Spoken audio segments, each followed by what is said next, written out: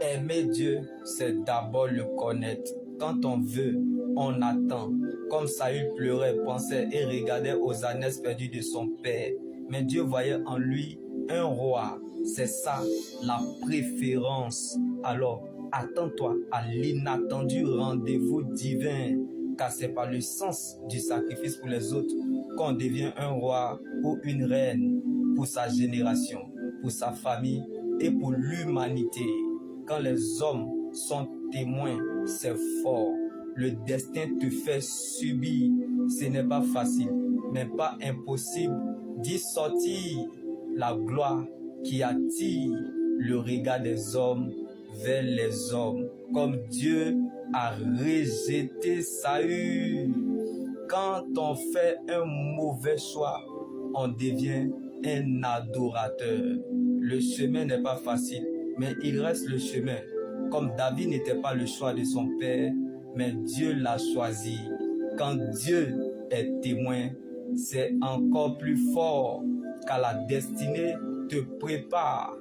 Quand on peut, on provoque la gloire qui attire le regard des hommes vers Dieu.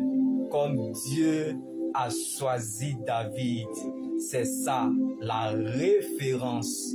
Quand on fait un bon choix, on devient un intercesseur. Comme David a porté Goliath, en un jour, Dieu mettra fin au règne de Satan sur ton chemin et fera la différence à ton sujet. Quand tu donnes le temps au Saint-Esprit, il n'échoue jamais, car on ne l'a pas choisi, c'est lui qui nous a choisis. Donc si Dieu te veut, il t'aura. Aimer Dieu, c'est d'abord le connaître.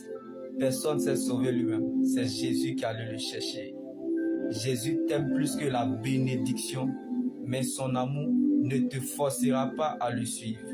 Que les gens veuillent ou pas, la bénédiction repose sur vous, car la bénédiction n'a pas d'adresse. En effet, le Seigneur lui-même a un signal donné à la voix d'un archange et au son de la trompette de Dieu descendra du ciel, et ceux qui sont morts en Christ ressusciteront d'abord. Donc aimer Dieu, c'est d'abord le connaître. Si Dieu te veut, il t'aura. Quand Dieu aime les David, il utilise les Absalom pour les faire revenir. Donc, la douleur rend humble. La pression donne le pouvoir.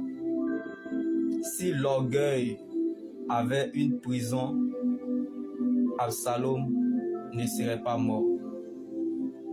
Donc, la plus grande humilité ou vraie humilité, ce n'est pas seulement de reconnaître la valeur de ceux qui t'ont relevé lorsque tu es en bas,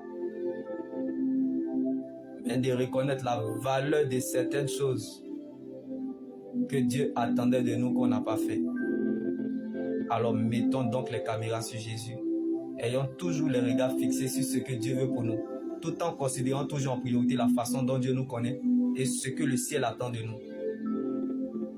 C'est ce qui provoquera l'accomplissement de notre miracle. Ne sortira jamais de nos calculs. Là où l'on l'attend, mais là où l'on le provoque, par notre connexion avec Dieu. Car lorsque Dieu veut élever la vie d'une personne, il ne lui donne pas de l'argent, mais plutôt un conseil. Je suis avec toi. Quand Dieu, bien-aimé, sa grâce descend dans la vie d'une personne, elle ne lui demande pas ce qu'il a envie de faire ou ce qu'il veut faire, mais ce que le ciel attend de lui. Donc je prie que là où tu es, la grâce de Dieu sur ta vie parle plus fort que tes efforts d'hier. Tant que tu peux te défendre, te débrouiller ou faire des efforts, Dieu n'interviendra pas. Oui, laisse-moi te choquer. Tant que tu gardes la couronne, le règne de Dieu ne descendra pas sur toi. Car le règne de Dieu descend toujours dans la vie de celui qui fait porter à Dieu sa couronne. Donc si tu fais de la parole de Dieu ton roi comme David, tu deviendras sa reine comme Esther. Je ne sais pas là où tu te situes. La bénédiction n'a pas d'adresse.